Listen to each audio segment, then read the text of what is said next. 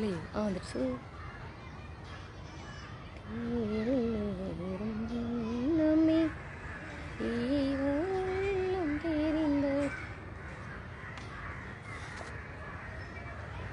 இன்னைக்கு வணக்கம்.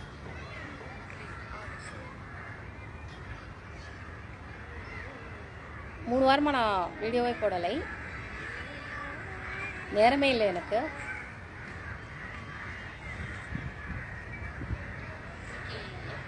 அந்த காலேஜுக்கு அந்த lesson plan, TLM teaching learning materials அது தயாரிக்கணும், நேரமே இல்லை. டீச்சிங் லேர்னிங் மெட்டீரியல்ஸ் தயாரிக்கணும், ஒரிஜினல் மெட்டீரியல்ஸ் அந்த ப்ராக்டிக்கலாகவே கொண்டு போய் மெட்டீரியல்ஸ் காட்டணும். அதுபோல் நம்ம சார்ட் பண்ணணும், ஃப்ளோ சார்ட்டு போஸ்டர் சார்ட்டு இதெல்லாம் வந்து நம்ம தயாரிக்கணும். தயாரித்து குழந்தைகளுக்கு சொல்லிக் கொடுக்கணும். அதுலேயே எனக்கு நேரம் சரியாக இருந்தது. அப்போது சார்ட் தயாரிக்கும் போது தான் நானும் அப்போ அல்லமி ஸ்கூலில் டீச்சராக தான் இருந்தேன். அப்போ அதாவது ஸ்கூலிங் +2 முடித்த உடனே டைரெக்டாக நான் வந்து ஸ்கூல் டீச்சர் வேலைக்கு போயாச்சு. ஸ்கூல் டீச்சர் வேலைக்கு போனதுக்கப்புறம் எனக்கு ஏற்கனவே எனக்கு டீச்சிங் எபிலிட்டி இருக்கும். பழைய காலத்துலலாம் டீச்சர் ட்ரைனிங் எல்லாமே டீச்சர் வேலைக்கு சேர்த்துப்பாங்க. அப்புறம் நம்ம ட்ரைனிங் ஏற்கனவே உள்ள டீச்சர் கூட நம்ம அண்டர் ட்ரைனிங் எடுத்துக்கணும். ஆனால் நான் டைரெக்டாக டீச்சராக போனேன். அப்படி டீச்சராக போகும்போது எனக்கு எப்படி சொல்லிக் கொடுக்கணும் அப்படிங்கிறதெல்லாம் வந்து சின்ன குழந்தைகளுக்கு எப்படி சொல்லிக் கொடுக்கணும் அப்படிங்கிறதெல்லாம் ஏற்கனவே எனக்கு பஞ்சவர்ணாசலத்துலேருந்து நான் கற்றுக்கிட்ட அந்த அறிவு இருக்குது. எனக்கு ரமணியண்ணா, பஞ்சவர்ணாசலம் இவங்களாம் எனக்கு எப்படி கற்றுக் கொடுத்தாங்களோ, புலமை பித்தன் இவங்களாம் எனக்கு எப்படி கற்றுக் கொடுத்தாங்களோ அதே மாதிரியே அந்த திறமையோடய அந்த குழந்தைகளுக்கு நான் சொல்லிக் கொடுப்பேன். அது போக ஆனமாட்ட போய் நான் கேட்டேன், மாமா இது அந்த மாதிரி எப்படி, அவரும் கொஞ்சம் சில விஷயங்கள்லாம் கற்றுக் கொடுத்தாரு. இது எடுப்பதுக்கு உண்டான பாடம் கற்றுக்கிடுக்கிறதுக்கு உண்டான எல்லாமே அவர் சொல்லி கொடுத்தாரு. ஐயோ, waiting for video signal, resume shortly, அதுதான் என்ன தெரியலையே, ஓடுது இங்கே ஓடுது, அங்கே தான் தெரியல.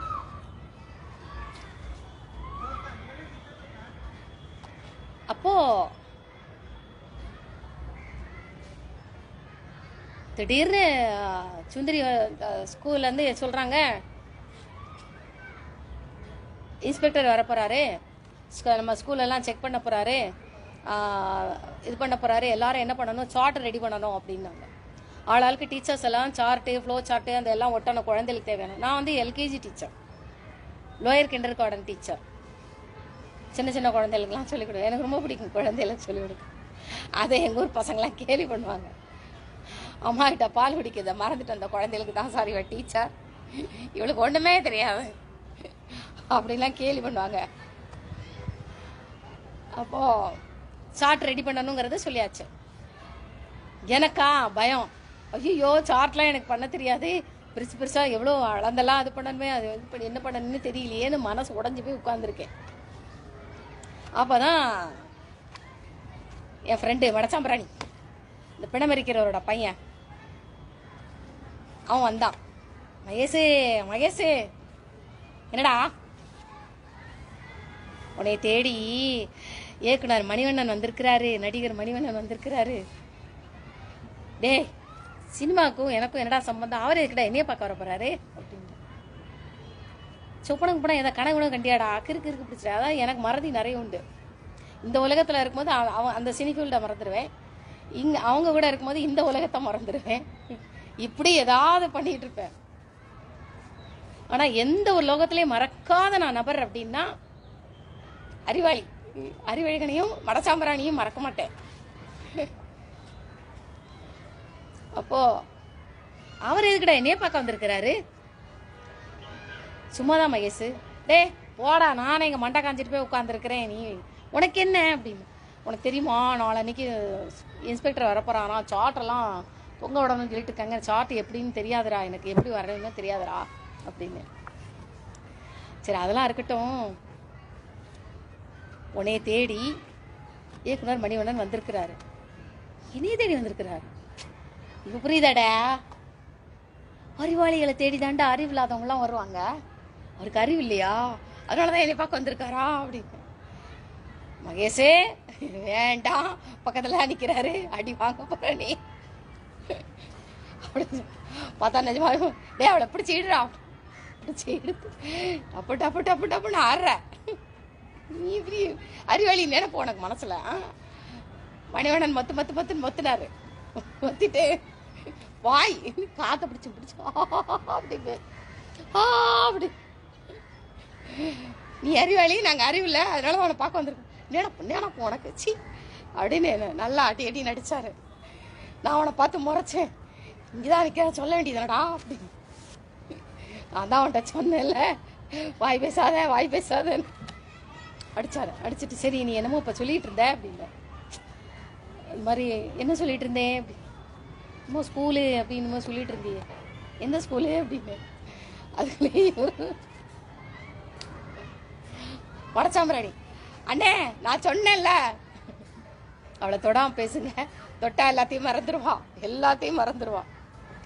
சரி உனக்கு என்ன சார்ட்டு தயாரிக்கணுமா, சரி போ நம்ம எல்லாரும் போகலாம் அப்படின்னு சொல்லிட்டு. இப்போ எத்தனை, இப்போ உனக்கு ஸ்கூல் போகணும்ல, நான் சாயங்காலம் உனக்கு இத்தனை மணிக்கு நான் உன்னை மீட் பண்ண வரேன், டே அவளை கொண்டு வந்து விட்டுருடா. இல்லைண்ணே நான் அந்த மாதிரி இன்னொரு இடத்துக்கு போய்கிட்டு இருக்கேன். சரி அப்போ என்கிட்ட சொல்லாரு, நீ ஊரணிக்கரை கிட்ட வந்து நின்று நம்ம 2 பேரும் அங்கே அந்த அது என்ன கார்த்திக்கு தான் தெரியும் நாங்கள் எங்கே சந்திப்போம் அப்படிங்கிற இடம். ஒரு வயக்காடு இருக்கும், வயக்காட்டுக்குள்ளே ஒரு கோவில் இருக்கும், அங்கே தான் நாங்கள் சந்திப்போம். கவுண்டமணிக்கு தெரியும். கவுண்டமணி பார்த்தீங்கன்னா நீங்கள் வந்து கலைச்செல்வியை பார்க்க போகும்போது எங்கே போய் சந்திப்பீங்க, கார்த்திகிட்ட கேளுங்க, சந்தியாவை நீங்கள் எங்கே சந்திப்பீங்கன்னு கேளுங்க. அந்த இடம் எனக்கு சரியாக ஞாபகம் இல்லை, எனக்கு கூட்டு போனார். சரி அப்படின்னு கொஞ்ச நேரத்தில் கார்த்திக் வந்துடுவான், கார்த்திக் எல்லாரும் நாங்கள் வந்துடுவோம், நீ அங்கே வந்துடு அப்படின்னு. சரி அப்படின்னு சொல்லிட்டு நான் போயாச்சு. கார்த்திக்கும் வந்தாச்சு, கவுண்டமணி வந்தாச்சு. கவுண்டமணி இப்போ கார்த்திக் வந்துக்கிட்டு இருக்கான், அவன் அடிச்சான் வை, நீ தாங்க மாட்டே, நீ வாய் வாய் வாய் என்ன வாய், நீ பற்றி அறிவாளி, எங்களுக்கு அறிவு இல்லை, உன்னை பார்க்க வந்திருக்கோம். அறிவாளியெல்லாம் பார்க்க வரணும்னா அறிவில்லாதவங்க தான் வருவாங்க, இப்படிலாம் டயலாக் விட்டா அடிக்காம என்ன பண்ணுவாங்க. நான் என்ன நினைச்சேன் அங்கெங்கேயோ இருப்பாரு, இவன் தகவல் சொல்ல வந்திருக்கான், பக்கத்துல தான் இங்கே செடிக்கு பின்னாடி நின்றுட்டு இருக்காரு. ஆஞ்சநேயர் கொடுப்பார் ரோடு நல்லா அடி வாங்கினேன். கார்த்திக் வந்துக்கிட்டு இருக்கான், வாங்க போற நீ பாரு. சரி சொல்லிட்டு போகிறோம். கரெக்டாக அவர் சைக்கிளை எடுத்துகிட்டு வராரு, நான் சைக்கிளில் பின்னாடி உட்காந்து நாங்கள் வழக்கமாக சந்திக்கிற இடத்துக்கு போனால் கவுண்டமணி எங்களுக்கு முன்னாடியே வந்து உட்காந்துருக்கிறாரு. இவரும் கார்த்திக்கிட்ட சொல்லிட்டான், கார்த்திக் 4000 இருக்கு, இது எங்களுக்கு அறிவு இல்லை, உனக்கு அறிவு இருக்கு, அதான் பார்க்க வந்தோம்மா, உனக்கு பணிவா அங்கே உனக்கு கூடு போயிட்டார். அங்கே போனால் கவுண்டமணி உட்காந்துருக்கிறாரு. இவன் அந்த மாதிரி சொல்கிறா தெரியுமானோடனே கவுண்டமணி வந்து எப்போதுமே என்னை வந்து இவங்கள மாதிரிலாம் அடிக்க மாட்டார், டப்பா டப்பாலாம் அடிக்க மாட்டார். பார்த்த பிடிச்சி இப்படி முறுக்குனாரு, அப்படின்னே கூடிய வச்ச ஸ்கூல் வாத்தியார் அடிப்பார்ல, ஸ்கூல் வாத்தியார் பிள்ளைங்களை அடிப்பார்ல, அது மாதிரி இப்படி கூடிய வச்சு முதுகல வாய் வாய், இந்த வாய் தானே எல்லாத்தையும் நீ அடி வாங்க, அந்த நம்பர் யாராவது சொல்லு பார்ப்போம். அப்படி கவுண்டமணி முத்து முத்துன்னு முத்துனாரு. பார்த்தா கொஞ்ச நேரத்தில் பார்த்தா அங்கே பார்க்குறேன் ஒரே chart, sketch pen, rubber, pencil, ஒரு 10-15 சார்ட் இருக்கும், அந்த கட்டர் எல்லாம் இருக்குது. என்ன பண்ண போகிறீங்க, என்னாச்சு கேட்குறேன். நீ டீச்சர் கொஞ்ச நேரம் கழிச்சு மௌலி, சந்திரமௌலி, இவங்க எல்லாருமே இயற்கையிலேயே காமெடினா காமெடி, நல்லா நக்கல் கிண்டல் நையாண்டி நல்லா பண்ணுவாங்க. மணிவண்ணன் கேட்கவே வேண்டாம், இயற்கையிலேயே அவருக்கு நகைச்சுவை உணர்வு நிறைய உண்டு. கவுண்டமணி அப்புறம் கார்த்திக்லாம் எங்கிட்ட வந்ததுக்கு அப்புறம் தான் நகைச்சுவை உணர்வு அவனுக்கு வர ஆரம்பிச்சுது. அப்புறம் மௌலி கேட்கவே வேண்டாம், சந்திரமௌலி அவரும் வந்துக்கிட்டு இருக்காரு, அவர் கொஞ்சம் லேட் ஆயிடுச்சு அப்படின்னு. அப்போது இவர் கவுண்டமணிக்கு படம்லாம் வரைஞ்சார். பாவம் மணிவண்ணன் என்ன பண்ணார், பேப்பர்லாம் அழகாக கட் பண்ணி என்னெல்லாம் வரையணும், அந்த நான் சின்ன குழந்தை தான், எல்கேஜி யூகேஜிக்கு தானே அப்படின்னு சொல்லிட்டு ஏபிசிடி 1 2 3 ஆப்பிள் பலூன் அந்த இதெல்லாம் அல்ஃபாபெட் இதெல்லாம் எழுதிட்டு 1 2 3 அந்த இதெல்லாம் எழுதிட்டு மொத்தம் ஒரு 10 சார்ட் ரெடி பண்ணியிருப்பார். நிறைய ரெடி பண்ணிட்டார் சார்ட்டு, என் கிளாஸில் மட்டும் வைக்கிறதுக்கு ரெடி பண்ணி வச்சுட்டாரு. இவர் இங்கே ரெடி பண்ணிக்கிட்டு இருக்கும்போது கார்த்திக் இருக்கான்ல, ஏய் நான் கோலிகா கொண்டு வந்திருக்கேன், பம்பரம் கொண்டு வந்திருக்கேன், கபடி எல்லாம் விளையாடுவோம். சரியா விளையாடுவோமா? சரி. நானும் கார்த்திக்கும் கோலிக்குண்டு விளையாடிட்டு இருக்கோம். இங்கே கவுண்டமணி மணிவண்ணன் படம் வரைகிறத பார்த்துக்கிட்டு இருக்காரு. நான் இங்கே அந்த கார்த்திக் கூட சேர்ந்து விளையாடிக்கிட்டு இருக்கேன். பாண்டி விளையாடுறது, நொண்டி விளையாடுறது, கபடி விளையாடுறது. மணிவண்ணன் உட்காந்து படம் வரைஞ்சிட்டு இருக்கிறாரு. நல்லா வரைவார். கலை மணிவண்ணனுக்குள்ள இருக்கக்கூடிய அந்த கலைவும் எல்லா விதமான திறமையும் அவருக்கு உண்டு. அவருக்கு வந்து பாடணும்னு அவனுக்கு ரொம்ப ஆசையா இருந்தது அவருக்கு. அப்போ என்கிட்ட வந்து பேசும்போது சொன்னார், செல்வி எனக்கு இந்த மாதிரி பாடணும்னு ஆசையாக இருக்குது அப்படின்னு சொன்னார். பாடுவேன் அப்படின்னு சொல்லிட்டு உனக்கு அந்த பாடக்கூடிய இதை நான் கொடுக்குறேன் அப்படின்னு. கொஞ்ச நாள் கழிச்சிட்டு அவர் ஒரு படத்தில் பாடியிருக்கிறாரு. குரல் அவ்வளோ அருமையாக இருந்தது. இந்த பாடக்கூடிய விஷயத்தெல்லாம் நான் தான் அவர் கற்றுக் கொடுத்தேன். அந்த திறமையை மாற்றி விட்டேன். அவருக்கு அவ்வளோ ஆசை பாடணும் அப்படின்னு. அவருக்குள்ளே அவ்வளோ திறமை உண்டு. சார்ட்டை பார்த்தீங்கன்னா அப்படி அழகாக வரைஞ்சிருந்தேன். ஐயோ கார்த்திக், நீ டீச்சரு இங்கே விளையாடிக்கிட்டு இருக்க, அவர் உட்காந்து படம் வரைஞ்சிருக்கா. அது கொஞ்சம் நேரத்தில் மௌலி வந்துட்டார். என்ன நடந்துகிட்டு இருக்கு அப்படின்னு. என்னாச்சு அப்படின்னு இவர் கவுண்டர் பண்ணி சொல்கிறாரு, இவன் ஸ்கூலில் சார்ட்டு கேட்டாங்களாம். சரி இவளுக்கு வரைய தெரிலன்னு இவர் உட்காந்து வரைஞ்சிக்கிட்டு இருக்காரு. அப்படியா இப்படி பார்க்குறாரு. அதான் அவர் சொல்லிட்டாரு, என்னமோ நீ ஒன்று நீ அறிவாளின்னு சொல்லிக்கிட்டு இருந்த, ஒரு சார்ட்டு கூட வரைய தெரியல. ஆனால் இவங்க யாருக்குமே தெரியாது, நான் அறிவழகனை நினச்சிட்டு தான் அறிவாளின்னு சொல்கிறேங்கிறது இவங்க யாருக்குமே தெரியாது.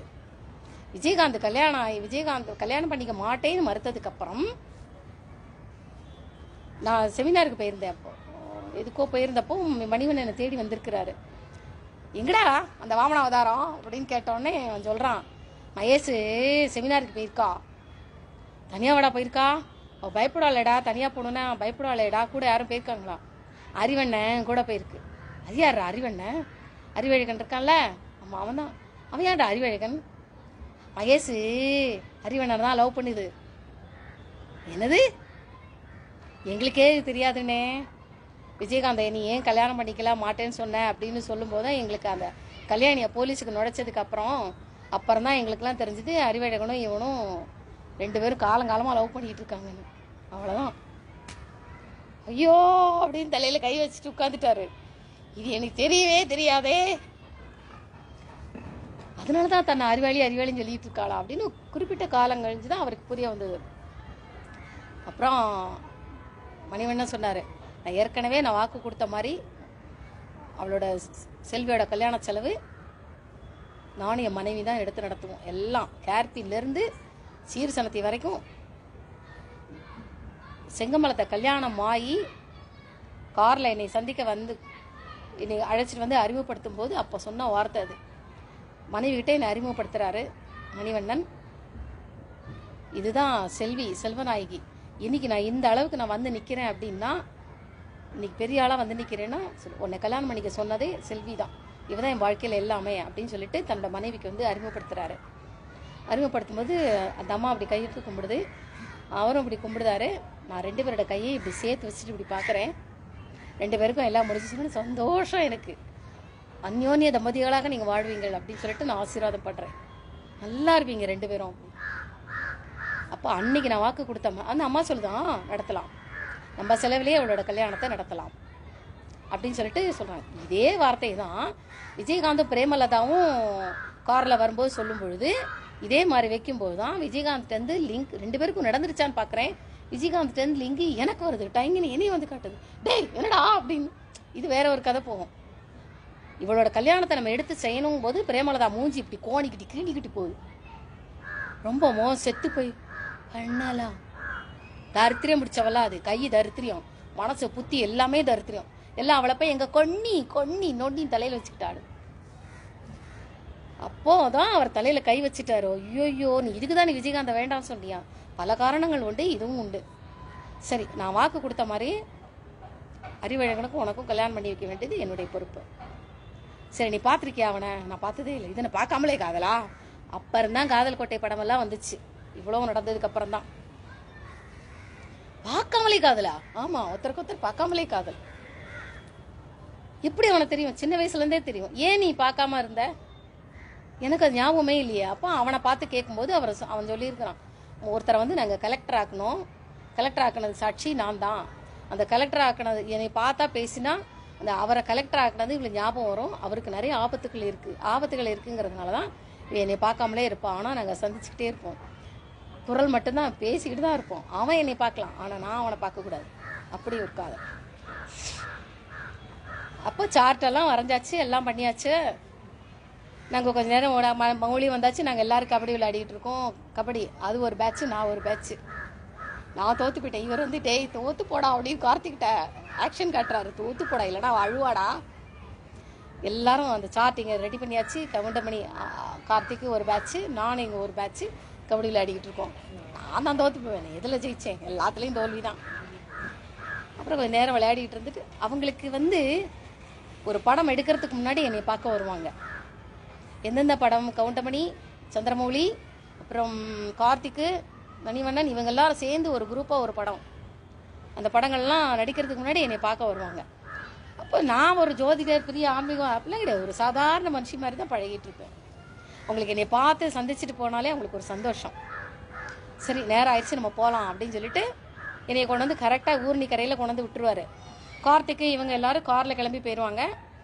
என்னை வந்து சைக்கிளில் கொண்டு வந்து இங்கே விட்டுட்டு அதுக்கப்புறம் சைக்கிள் எடுத்துகிட்டு வாடகை சைக்கிள் அங்கே கொண்டு விட்டுட்டு அப்புறம் தன்னோட காரில் ஏறி போவார். யார்? மணிவண்ணன். ஊர்னி கரையில் விட்டு கொண்டு வந்து விட்டுருவார். நான் அப்படி கிளம்பி வீட்டுக்கு வந்துடுவேன். சில சமயங்களில் அவர் வந்து அவங்களுக்கே எனக்கு தெரிஞ்சு அந்த ஸ்பிரிச்சுவல் பவராக என்னை தொட்டா அவங்களுக்கு வந்து ஒரு மாதிரி பவர் வந்துருச்சு அப்படின்னா என்னை அகராரத்தில் விட மாட்டாங்க. நேராக சுடுகாட்டில் கொண்டு என்னை விட்டுருவார் மணிவண்ணன். என்னை அங்கே கொண்டு போய் விட்டுட்டு இந்த கூட்டு போனேன், கொண்டு விட்டுட்டேன் அப்படின்னு அங்கே கொண்டு விடுவார். இல்லைன்னாக்கா இங்கே ஆஞ்சநேயருக்கு ஒரு முக்கில் கொண்டு வந்து விட்டுட்டேன்னா அவன் மடச்சாம்பராணி என்னை கூட்டிகிட்டு போயிடுவான். அப்படி ஒவ்வொருத்தரையும் அந்த மாதிரி நடக்கும். ஆச்சு, சார்ட்டு வரைஞ்சாச்சு. சார்ட்டை தூக்கிட்டு இவர் என்ன பண்ணியிருக்காரு, சினிமா தியேட்டர் ஓனர்கிட்ட கொண்டு கொடுத்துட்டாரு. சார்ட் எல்லாத்தையும் எடுத்துகிட்டு போய் சினிமா தியேட்டர் ஓனர்கிட்ட கொண்டு இவ்வளோ ஸ்கூலில் கொண்டு கொடுத்துருங்க அப்படி.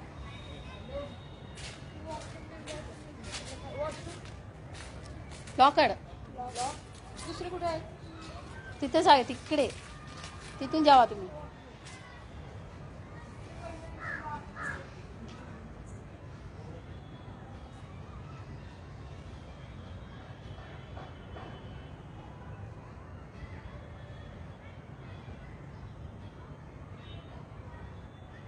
Chart ready. சார்ட் ரெடியாக கொண்டு விட்டாச்சு. மறுநாளைக்கு நான் இந்த சம்பவங்களே மறந்தாச்சு. மறுநாள் பயந்து பயந்து பயந்து பயந்து ஸ்கூலுக்கு போகிறேன். ஐயோ எல்லாரும் சார்ட்டு கொண்டு வந்துருப்பாங்களே, எங்கிட்ட மட்டும் சார்ட் இல்லையே அப்படின்னு சொல்லிட்டு மறுபடியும் அதே மாதிரி சொல்லி அழுதுட்டுருக்கேன். என்கிட்ட மட்டும் சார்ட் இல்லை தெரியுமா அப்படின்னு யார்கிட்ட, அந்த துப்புரவு பணியாளர் இருக்கார்ல, சினிமா தியேட்டரில் வேலை பார்ப்பார்ல, அவர்கிட்ட போய் அழறேன். எனக்கு சார்ட்டு வேணுமே, சார்ட்டு. நேற்றுக்கு எங்கே போனேன், நான் எங்கே போனேன்னு எனக்கு ஞாபகம் இல்லையே. உனக்கு சார்ட் இருக்குடா, உனக்கு சார்ட் மணிவண்ணன் இயக்குனர் மணிவண்ணன் வரைஞ்சு கொடுத்தாருடா, எல்லாமே உனக்கு ஸ்கூலில் இருக்குடா. மணிவண்ணனா? யார் மணிவண்ணன் அப்படின்னு. நேற்று அவங்க கூட போய் விளையாடிக்கிட்டு இருந்தேன். இயக்குனர் மணிவண்ணன், நடிகர். ஞாபகமே இல்லையே எனக்கு. போய் பாரு, ஸ்கூலில் இருக்கு. அங்கே வந்து பார்த்தா இல்லை, சார்ட்டே இல்லையே. உடனே அவர் ஃபோன் போட்டாச்சு, ஃபோன் போயாச்சு. யாருக்கு? இல்லை, இவர் தான் கொண்டு வந்து விட்டார். சினிமா தியேட்டரு இவர்கிட்ட தான் சார்ட்டெல்லாம் கொடுத்துட்டு போயிருக்காரு. இவர் கொண்டு வந்து உள்ளே வச்சுட்டாரு. இவங்களாம் ஸ்கூலுக்குள்ளே வந்துட்டு தானே போவாங்க. ஸ்கூல் எங்களுக்கு தானே கிடையாது, அவங்களுக்குலாம் உண்டு. பின்கேட்டு வழியாக வந்து ஸ்கூலுக்குள்ளே வச்சுட்டு போயிடுவாங்க. அவங்க வேலை பார்க்குறவங்க. அப்போ இந்த விஷயம் ஓனருக்கு போகுது, தியேட்டர் ஓனருக்கு போகுது. உடனே ஃபோன் போடுறாரு. நீ என்னமோ மணிவண்ணனுக்கு ஃபோன் போட்டு என்னமோ நீ சார்ட்டெல்லாம் வரைஞ்சி கொடுத்த அப்படின்னு. அவள் ஒன்றுமே இல்லை அப்படிங்கிற. ஐயோ நான் வரைஞ்சி கொடுத்தேன், இந்த கேளு, ஃபோனை கொடு, அவட்ட ஃபோனை கொடுனோடனே ஹலோ யார் அப்படிங்கிற. அட்டி செருப்பால அப்படிங்கிறாரு மணிவண்ணன். நான் யாரும் தெரியலையா உனக்கு? அட்டி செருப்பாலன்னு எனக்கு தெரிஞ்சு போச்சு மணிவண்ணன் அப்படின்னு. ஏய் நேற்று நீ எங்கள் கூட நீ வந்திருந்தேல்ல, உனக்கு சார்ட்லாம் வரைஞ்சி கொடுத்தல? ஆமாம் வரைஞ்சி கொடுத்த. இப்போ ஸ்கூலில்? எந்த ஸ்கூலில் அப்படிங்கிறேன். மறந்துடும். ஐயோ எனக்கு இருக்க பிடிச்சிட போன அவர்கிட்ட கூட அப்படிங்கிறாரு. சார் நான் நேற்று எல்லாமே அவளுக்கு கொடுத்துட்டேன், அவர்கிட்ட கொடுத்துட்டு தான் வந்திருக்கேன், உள்ளே இருக்கும் பாருங்க அப்படின்னு பார்த்தா சார்ட்டை காணும். அப்போ மைதீன் அனுப்புகிறாரு. மைதீன் நீ சார்ட்டை எங்கடா வச்ச அப்படின்னோடனே நான் வந்து உள்ளுக்குள்ளே அந்த ஸ்டாஃப் ரூம் எல்லோரும் சாப்பிடுவாங்களா அங்கே தான் வச்சேன் அப்படின்னு. இப்போ போய் பாரு இருக்கான்னு பாருனோடனே அங்கே வந்து பார்த்தா சார்ட் இல்லை. இல்லை அப்போ ஐயோ வந்து பார்த்தா இவன் வந்து ஒவ்வொரு இடத்தான் வந்து பார்த்தா சுந்தரி எல்லாத்தையும் எடுத்து சார்ட்டை எடுத்து அவ கிளாஸில் 2, பிரேமா கிளாஸில் 2, செல்வி கிளாஸில் 2, ரேவதி கிளாஸில் 2, குமுதா கிளாஸில், மும்தாஜ் கிளாஸில், எல்லார் கிளாஸ்லேயும் வச்சுருக்கேன். என் கிளாஸை தவிர. அவளுக்கு என்னையும் பிடிக்காது. என்னை வேலை விட்டு துரத்தணும்னே நின்னான். என் கிளாஸை தவிர எல்லார் கிளாஸ்லேயும் சுந்தரி அழகாக தொங்க விட்டுருக்கான். கடவுளே. அப்புறம் ஃபோன் போயிடுச்சு. இவளை தவிர எல்லா கிளாஸ்லேயும் இருக்குது. இந்த சுந்தரி எல்லாத்தையும் தான் கிளாஸில் எடுத்து ஆட்டையை போட்டாங்க. இவளுக்கு ஒன்றுமே கிடைக்கலன்னு மணிவண்ணன் கோங்கமாக வந்துச்சு. யாருக்கும் இது பண்ணுறதுக்கா நான் வந்து சார்ட்டு வரைஞ்சி கொடுத்தேன். இவளுக்காக தானே சார்ட்டு வரைஞ்சி கொடுத்தேன் அப்படின்னு அவர் அங்கே புலம்பிட்டு இருக்காரு. எங்கே சென்னையில் இருந்துக்கிட்டு.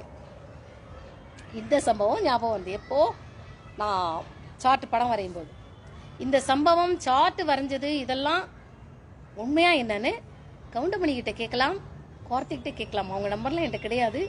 என் நம்பர் அவங்ககிட்ட இருந்தாலும் பேசுவாங்களா என்னன்னு தெரியல, பேச மாட்டாங்களான்னு தெரியல. இல்லை என்னைய மாதிரி அம்னீஷியால் அவங்களும் இருக்காங்களா அதுவும் தெரியல. கேட்டால் தான் தெரியும். அடுத்தது சார்ட்டு வரையும் போதெல்லாம் அவ்வளோ ஞாபகம் வருது. அடுத்து என்னெல்லாம் ஞாபகம் வருதோ அதெல்லாம் நான் சொல்கிறேன். அதுக்கப்புறம் மன்மோகன் சிங்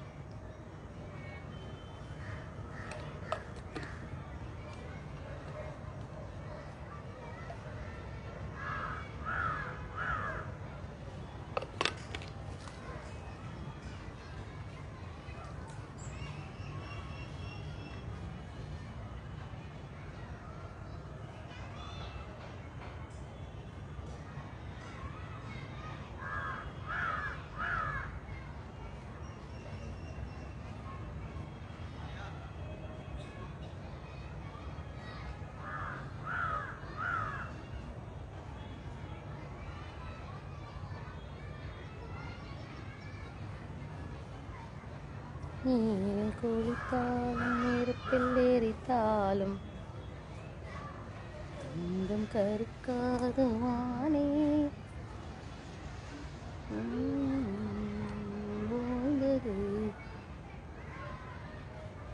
இந்த பெண்மானை பார்த்து கொண்டே சென்று நான் சேர வேண்டும்.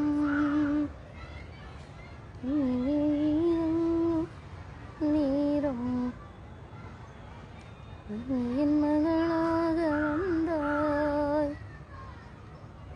சராகங்கள் பாடவே பூச்சோடவா இந்த நெஞ்சில் பால்வாக்கவா.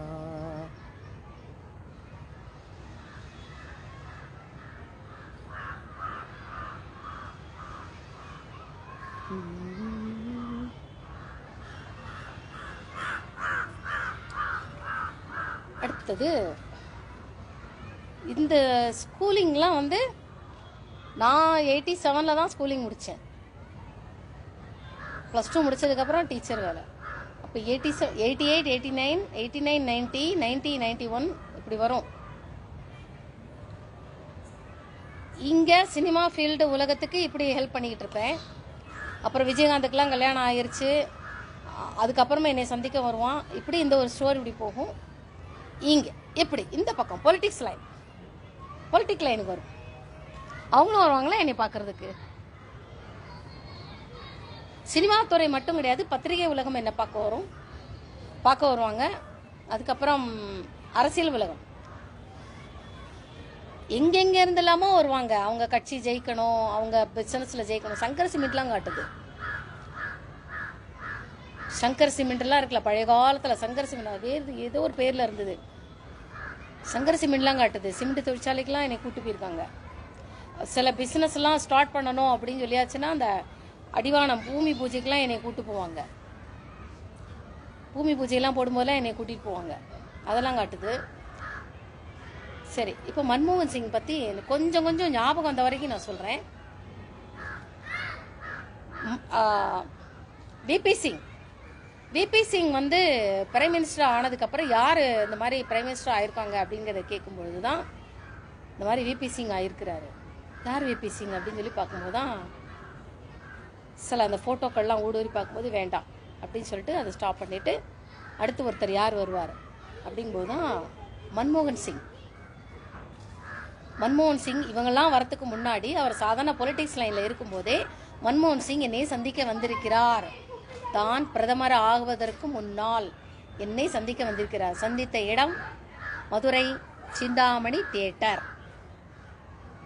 மதுரை சிந்தாமணி தியேட்டருக்கும் எனக்கும் ஒரு சில பழைய காலத்திலே அந்த அவர் எனக்கு வச்ச பேர் தான் சிந்தாமணி. எனக்கு நிறைய பேர் உண்டு, அதில் சிந்தாமணிங்கிறதும் என் பேர். இந்த சிந்தாமணி தியேட்டர் அவங்களுக்கு வந்து ஒரு சில பிரச்சனைகள் வந்தது, பண பிரச்சனையோ ஏதோ வந்தது. அந்த பிரச்சனையை நான் வந்து தீர்த்து வச்சேன். யாருக்காவது நல்லது பண்ணிட்டேன் அப்படின்னு சொல்லியாச்சுன்னா அவங்க காரியம் ஜெயிச்சதுன்னா பணம் பொருள் உதவி அதற்கு ஈடானது எதுவுமே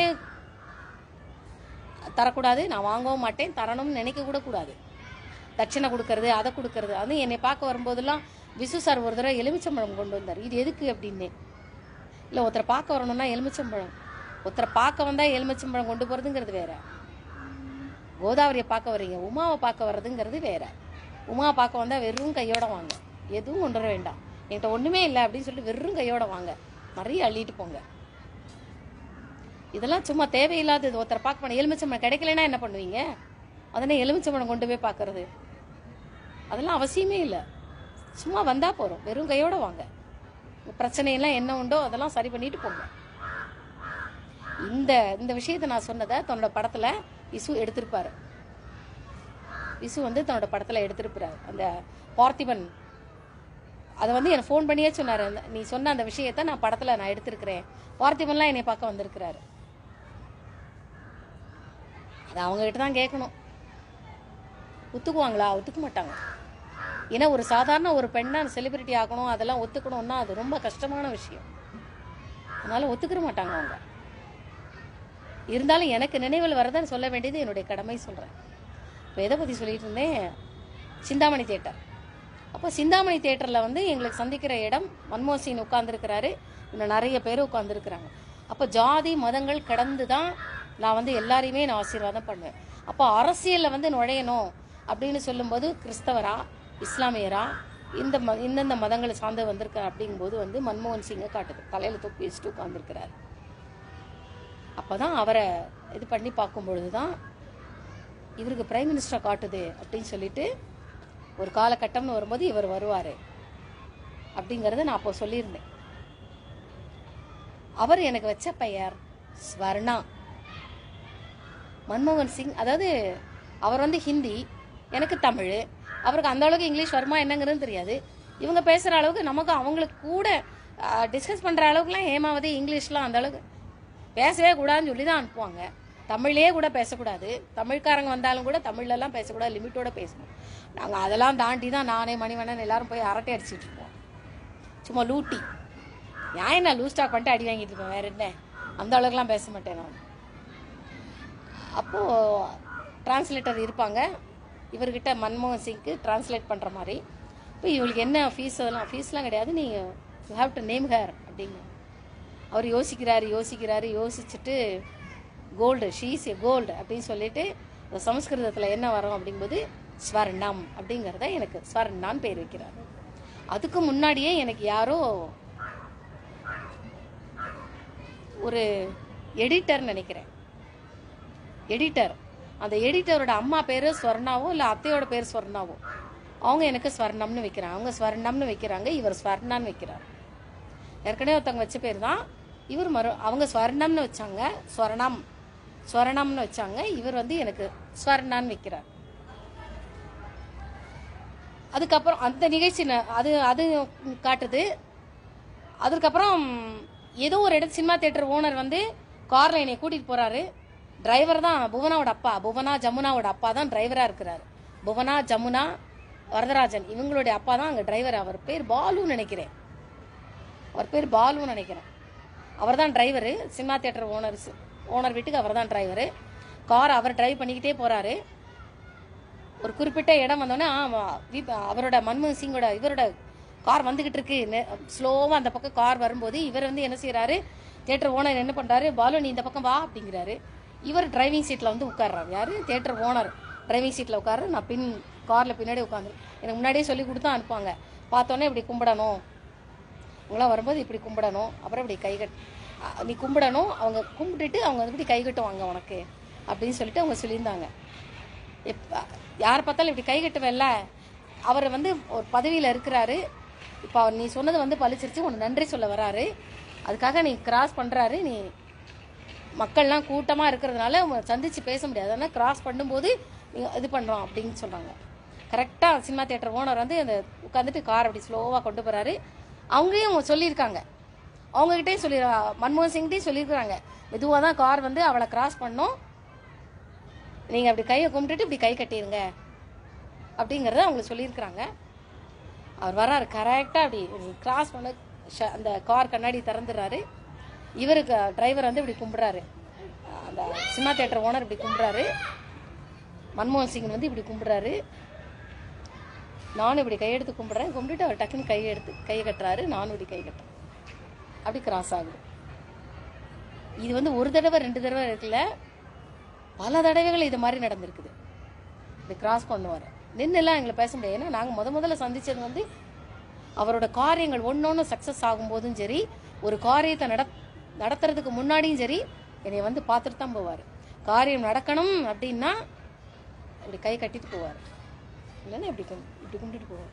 நானும் அப்படி என்ன சொல்லி வச்சுருப்பாங்க, இந்த மாதிரி இப்படி தலையில் தொப்பி போட்டு இப்படி சிங் வருவார்ல, என்னை இப்படி கும்பிடு, அதை மட்டும் நீ செஞ்சால் போகிறோம். சரி. அவர் கும்பிடும்போது நானும் இப்படி கும்பிடுவேன், அப்படி கிராஸ் பண்ணி போவோம். அது வந்து எனக்கு காட்டுது, இவ்வளோதான் எனக்கு காட்டுது மன்மோகன் சிங்கை பற்றி. இன்னும் ஏதாவது தெளிவாக வந்தால் நான் அடுத்த பதிவில் வைக்கிறேன். அந்த வரைக்கும் நான் சொல்லியாச்சு. அடுத்தது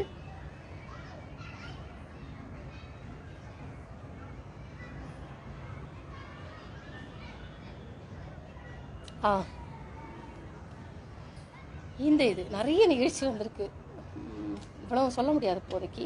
எவ்வளோ நேரம் ஆச்சு? 1/2 மணி நேரம் ஆச்சு, சொல்லிடலாம்.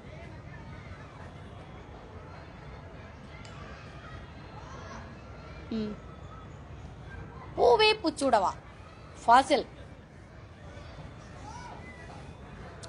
வந்து எப்போ ஃபாசில் வந்து வெளிநாட்டிலேருந்து வருவார், படம் எடுப்பார், படம் எடுத்துட்டு உடனே வெளிநாடுகளும் போயிடுவார். இந்த மாதிரி விஷயங்கள்லாம் எனக்கு வந்து மங்களசுந்தரி தியேட்டர் படம் ஓட்டுறவர் தான் எனக்கு இந்த விஷயங்கள்லாம் சொல்லிட்டு இருப்பாரு. என்னை கூப்பிட்டு விட்டுட்டு இந்த மாதிரி ஃபாசில் உன்னை பார்க்க வந்திருக்கிறாரு அப்படிம்பாங்க. சாட்டர்டே சண்டேயாக இருந்தால் என்னை கூப்பிட்டு விடுவாங்க. சரி, நானும் தேட்டரில் போய் பார்க்க போவேன். கேட்டு பூட்டி இருக்கும், அவர் அப்படி வந்து நிற்பேன். அங்கேருந்து ஒரு ஆள் உனக்குள்ளே போகணுமா அப்படிம்பாங்க. ஆமாம் அப்படிமே கேட்டை திறந்து விடுவாங்க. நேராக படி வழியாக நேராக மேலே போய் உள்ளே உட்காந்துருப்பேன். அவர் வந்துடுவார், ஃபாசில் இருப்பார் அங்கே. கையெழுத்து வாமா அப்படிம்பாரு, கை கட்டிட்டு பேசிகிட்டு இருப்பார். அது காட்டுது. ஒரு தடவை பூவே பூச்சிடுவா படம் எடுக்கிறதுக்கு முன்னாடி படம் எடுக்கணும், அதே சமயத்தில் என்ன மாதிரியே ஒரு நபரை சினிமாவில் நடிக்க வைக்கணும். என்னையை நடிக்க வைக்க முடியாது, நடிக்க வைக்கக்கூடாது அப்படின்னு சொல்லிட்டு என்ன மாதிரியே என்னோடய ஃபோட்டோவை எடுத்துகிட்டு போய் என்ன மாதிரியே ஒரு பொண்ணு வேணும் அப்படின்னு சொல்லிட்டு தெரியுது. அந்த சைடு ஃபேஸு இதெல்லாம் சிரிக்கிறது, சைடு ஃபேஸ் தான் அவருக்கு ரொம்ப பிடிக்கும். இதை அப்படி பார்க்குறது இதெல்லாம் அவருக்கு ரொம்ப பிடிக்கும். அப்படி தேடி எடுத்த நபர் தான் நதியா. அப்போ நதியாவை தேர்ந்தெடுத்தாச்சு, அவளை மாதிரியே இருக்கா அப்படின்ட்டு.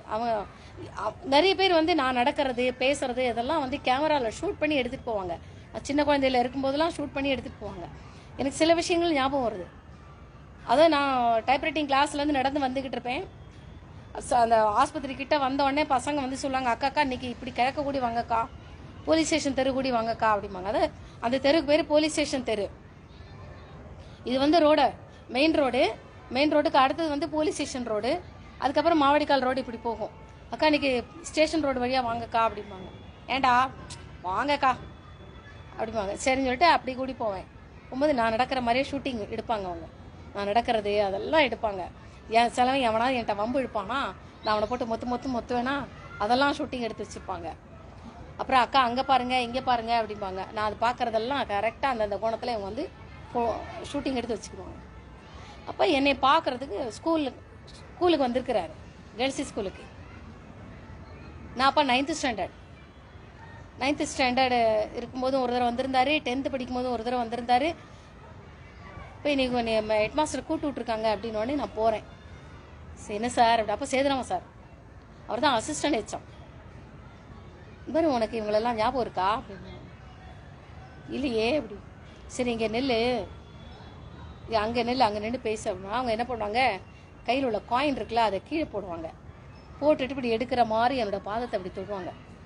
யாரு ஃபாசிலு, இன்னும் 2-3 பேர்லாம் வருவாங்க. யார் யாரெல்லாம் எனக்கு ஞாபகம் இருக்காது. பாதத்தை தொட்டுட்டு அதுக்கப்புறம் படம் எடுக்க போவாங்க. படமா பிஸ்னஸாக ஏதோ இருந்தாலும் சரி. நான் ஸ்கூலில் இருந்தேன்னா ஹெட்மாஸ்டர் ரூமுக்கு வந்துட்டு என்னை வந்து பார்த்துட்டு போவாங்க.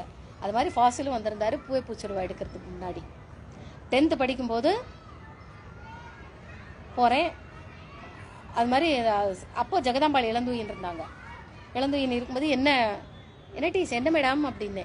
இங்கே வர்றது அங்கேயே நில்லாங்க. இங்கே சேரில் உட்காந்துருக்காங்க 2 பேரும். இவங்கள உனக்கு தெரியுதா? தெரியாது டீச்சர் அப்படின்னு. சரி அங்கேயே நில்லு, நான் நிற்கிறேன். அங்கே சுப்பையா அண்ணாச்சி அங்கே என்ன பண்ணுறாருன்னு எட்டி பாரு அப்படின்னாங்க. நாங்கள் இப்படி எட்டி பார்த்துக்கிட்டே இருக்கும்போது இவங்க எதையோ கீழே போடுற மாதிரி, அந்த கார் சாவி எதையா கீழே போடுற மாதிரி டக்குன்னு என் பாதத்தை இருக்குங்க.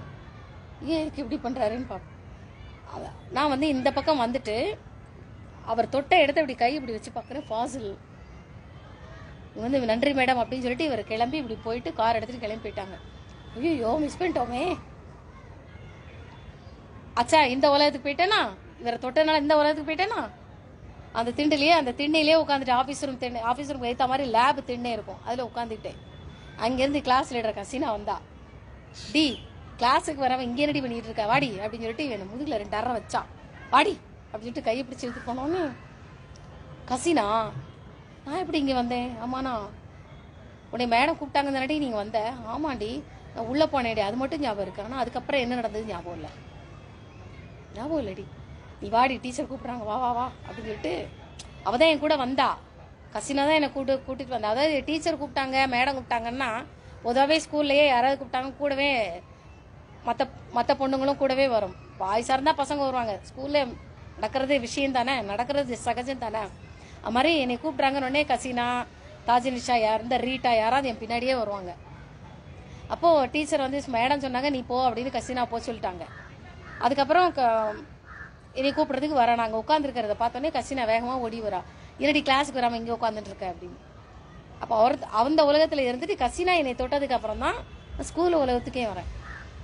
அப்புறம் கிளாஸ்க்குள்ளே போயிட்டு யோசிச்சுக்கிட்டே இருந்தேன், அங்கே போனப்புறம் என்னடி நடந்ததுன்னு. எனக்கு தெரியாது, நீ தான் சொல்லணும் அப்படிங்கிறா அவ. சரி வேண்டாம் அது ரொம்ப யோசனை தலைவலிக்கும். இப்போ ஃபேஷியல் வந்ததெல்லாம் காட்டுது. அடுத்தது பேர் சொல்லும் பிள்ளை. ஏவிஎம் படம், ஏவிஎம் மையப்பனுக்கு வந்து நான் தான். அவர் பண கஷ்டத்தில் ரொம்ப இருந்தார். அப்போ நான் ரொம்ப சின்ன குழந்தை. அந்த பேர் சொல்லும் பிள்ளை அப்புறம் சொல்கிறேன். இது முக்கியமானது எதை சொல்கிறேன், இன்னும் டைம் வேறு ஆகிட்டு இருக்கு. நடைய மாத்து. அதாவது நான் காலம்பரை ஸ்லோகம் போட்டுருவேன். சுவாமி ஸ்லோகம் இப்படி ஏதாவது ஓடும், எதையாவது வேலையை பார்த்துட்டு இருப்பேன். பார்த்தா திடீர்னு நடைய மாத்து டன் டடக்குன் டண்டட் கன்னி பருவத்திலே அப்படின்னு சொல்லிட்டு டைட்டில் சாங் வந்துட்டு இருக்கு. இது என்னத்துக்கு திடீர்னு இந்த பாட்டு வருது, சம்மந்தமே இல்லாமல் அந்த பாட்டு வரும். அதுக்கப்புறம் இது வரும், அது என்ன, அள்ள நாளும் ஆளு இவ அழுத்தமான ஆளு, நிச்ச விவரம் வேணும்னா மச்சான போய் கேளு கேளு, அள்ள நாள். அந்த பாட்டு திடீர்னு வரும், சம்மந்தம் இல்லாமல் இதெல்லாம் வருது அப்படின்னு அந்த பாட்டு. அப்புறம் இந்த பாடல்களுக்கெல்லாம் நான் ஷூட்டிங்க்கு என்னையே கூட்டிகிட்டு போவாங்க. நடையமாத்து அந்த இது எஸ்.ஏ. ராஜகண்ணு, எஸ்.ஏ. ராஜ் அந்த இதில் இருக்கும்போது, எங்கள் திருமங்கலத்தில் இருக்கும்போது தான் அந்த இவங்கெல்லாம் என்னை கூட்டிகிட்டு போவாங்களே, கடத்தெரு இதெல்லாம் கூட்டிகிட்டு போகும்போது அது ஒரு தேங்காய் வியாபாரி, தேங்காய் மொத்த வியாபாரம் பண்ணிகிட்டு இருக்கிற அந்த கடைக்கெல்லாம் என்னை கூட்டிகிட்டு போவாங்க. எங்கேயோ கல்யாணம் ஆர்டர் வரும்போது தேங்காய் ஆர்டர் பண்ணுறாங்க. இப்போ யார் இந்த குழந்தை அப்படின்னு கேட்கும்போது இந்த குழந்தை ஒரு ராசியான குழந்தை. இந்த மாதிரி விஷயங்கள்லாம் பண்ணும்போது எஸ்.ஏ. ராஜகண்ணுக்கிட்ட நான் சொல்கிறேன், நீ திரைப்படத்துக்கும் உனக்கும் சம்மந்தம் இருக்குது அப்படின்னு சொல்லும் பொழுது நீ ப்ரொடியூஸ் பண்ணலாம். அப்படி தேடி போனது தான் பாரதி ராஜா இவங்களெல்லாம் தேடி போகிறாங்க. அப்படி வந்தது தான் அந்த 16 வயது நிலை இதெல்லாம் வருது. அவங்க எனக்கு மயிலி குயிலி இதெல்லாம் பேர் வைப்பாங்க, பறவைகளோட பேர், அப்புறம் பூக்களுடைய பேர், மலர்விழி, மலர், செங்கமலம் இதெல்லாம் என்னோட பேர், செண்பகம் இருக்கிற பூக்கள் பேரெல்லாம் வச்சுருவாங்க. ஆவாரம்பூ, செந்தூரப்பூ, அப்புறம் செண்பகப்பூ, மல்லிகை, கனகாம்பரம். விஜயகாந்துக்கு கனகாம்பரம் பூ ரொம்ப பிடிக்கும், அதுவும் பிடிக்கும். டிசம்பர் பூக்களும் பிடிக்கும். விஜயகாந்த் எப்போ என்னைய வெளியில் கூட்டிகிட்டு போனாலும் மல்லிகைப்பூலாம் வைக்க மாட்டான், கனகாம்பரப்பூ தான் அழகாக வச்சு விடுவான். அதுவும் கனகாம்பரமும் மல்லிகைப்பூவும் சேர்ந்து கலந்து பூனா அவனுக்கு ரொம்ப பிடிக்கும். எப்போ அவங்க கூட போனாலும் அந்த பூ எனக்கு வாங்கி தலையில் வச்சு விடுவான். அப்போ 10th எக்ஸாம் எழுத போகும்போதெல்லாம் விஜயகாந்த் சொல்லுவான், அந்த மாதிரி நான் உன் கூட இருக்கேன் அப்படிங்கிறது அடையாளமா நீ தினமும் நீ எக்ஸாம் எழுத போகும்போது கனகாம்பரப்பூ வாங்கி தலையில் வச்சுட்டு போ அப்படிம்பான். அதே மாதிரி 10th பரீட்சை எழுதும் போதெல்லாம் கனகாம்பரப்பூ வாங்கி தலையில் அந்த ஒரு மாமியாத்தில் போய் பறிச்சுட்டு வந்து பூ கட்டி தலையில் வச்சுட்டு போவேன். அது பூக்கள் பேரெல்லாம் வைப்பாங்க. அப்போது எஸ்.ஏ. ராஜகண்ணு வந்து படம் எடுக்கிறாரு. அந்த குழந்தை வரணும், ஷூட்டிங் எடுக்கும்போது இந்த குழந்தை வரணும் அப்படின்னு சொல்கிறாங்க. என்னைய பஞ்சவரணாசலம் இவங்கெல்லாம் என்னை கூட்டிகிட்டு போயிடறாங்க, திருமங்கலத்துலேருந்து கூட்டிகிட்டு போயிடறாங்க. ஃபஸ்ட் எடுத்த நடைய மாத்தே டண்டடக்குன்னு அந்த ஷூட்டிங் நடக்கும்போதெல்லாம் நானும் அந்த கூட்டத்திலேயே நிற்கிறேன். கூட்டிகிட்டு போனது யார் தெரியுமா? நம்ப மாட்டீங்க, இந்த கிருஷ்ணாபுரத்திலேருந்து தான் நான் விஜயகாந்த் கூட சுற்றி போவேன். திருமங்கலத்திலேருந்து யார் என்னை கூட்டிகிட்டு போனாங்க தெரியுமா? சொன்னால் யார் நம்ப மாட்டீங்க. நடைய மாத்து படம் அந்த ஷூட்டிங்கு, அவங்க கூடலாம் ஷூட்டிங் கூட்டிகிட்டு போகும்போதெல்லாம் விஜயகாந்தோடைய அண்ணா, விஜயகாந்துக்கு நாகராஜன் ஒரு அண்ணா உண்டு, அதாவது அழகர்சாமி நாயுடுவோட பையன். எனக்கு விஜயகாந்த கிருஷ்ணாபுரத்துலேருந்து நண்பன், இங்கே திருமங்கலத்திலேருந்து அழகர்சாமி நாயுடுவோட பையன். ஃபஸ்ட்டு அழகர்சாமியோட பையன் வந்து நடிப்பார் அப்படின்னு சொன்னோன்னே இவர் நாகராஜன் தான் எதிர்பார்த்தாரு. அப்போ நாகராஜன், செல்வராஜ், புலமை பித்தன், இந்த கும்பல் இவங்க எல்லாருமே என்ன பண்ணுவாங்க, இவங்க எல்லாரும் சினிமா சம்மந்தப்பட்டது இப்படி தான் சுற்றிக்கிட்டு இருப்பாங்க. அப்போ அழகர்சாமியோட பையன் வந்து இது மாதிரி வருவான்னு சொன்ன உடனே நாகராஜன் அப்போ நாகராஜன் தான் என்னைய சினிமா ஷூட்டிங் கூட்டிகிட்டு போகிறாரு. நடைய மாத்தே டண்டடக் அந்த பாட்டுக்கு என்னைய ஷூட்டிங் கூட்டிகிட்டு போனது விஜயகாந்தோட அண்ணா நாகராஜன். அவர் கூட தான் என்னை நிப்பாட்டி வச்சு, அவர் முதல்ல என்னை தூக்கி வச்சுட்டு இருந்தார். அதுக்கப்புறம் கீழே நிப்பாட்டி வச்சுட்டு கரெக்டாக அவர் என்ன பண்ணிட்டாரு, அந்த நிறைய அந்த கூட்டத்தில் நிற்கும் போது கூட்டத்தை அப்படியே இந்த கேமரா கொண்டு வருவாங்க இல்லையா, முன்னாடியே சொல்லி வச்சுருந்தாங்க, அவகிட்ட கேமரா வரும்போது அவளை மறைச்சிருங்க அப்படின்னு. கரெக்டாக நாகராஜன் வந்து இப்படி என்னை மறைச்சிருவார். அந்த கேமரா அந்த பக்கம் வரும்போது கரெக்டாக நாகராஜன் என்னை மறைச்சிருவார், பின்னாடி மறைச்சிருவார். யூ காண்ட் பிலீவ் அந்த இது காட்டுது. அப்புறம்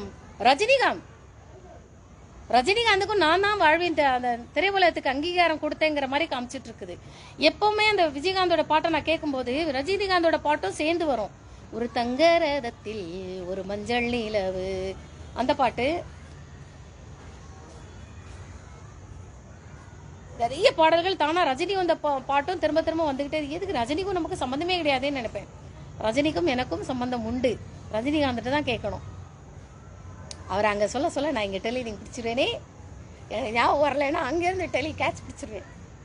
அவர் அங்கே தான் சொல்லுவேன், டபக்குன்னு பிடிச்சிருவேன். அப்படி சொல்லலாம். ரஜினிகாந்தை கேளுங்க, இந்த பொண்ணுக்கும் உங்களுக்கும் என்ன சம்பந்தம்? அபூர்வ ராகங்கள் படத்தில் தான் ரஜினிகாந்த் அறிமுகமாறாரு. கே பாலச்சந்தரோட படம். அந்த படத்தில் வந்து கமலஹாசனுடைய முதல் படம் உணர்ச்சிகள் படம் வந்து வெளி வரலை. ஆனால் அது கொஞ்சம் முரண்பட்ட இதாக இருக்குது அப்படின்னு சொல்லிட்டு வெளிவராமல் சென்சாரில் வந்து நிப்பாட்டி வச்சுட்டாங்க. அதுக்கப்புறம் கமலஹாசன் வந்து அபூர்வ ராகங்கள் படம் அது வெளியில் வருது. அப்போ தான் ரஜினிகாந்த் எல்லாரும் அதில் வரும்போது கடைசி சீன் வரும் இல்லையா, கடைசி சீனில் வந்து இந்த பேரு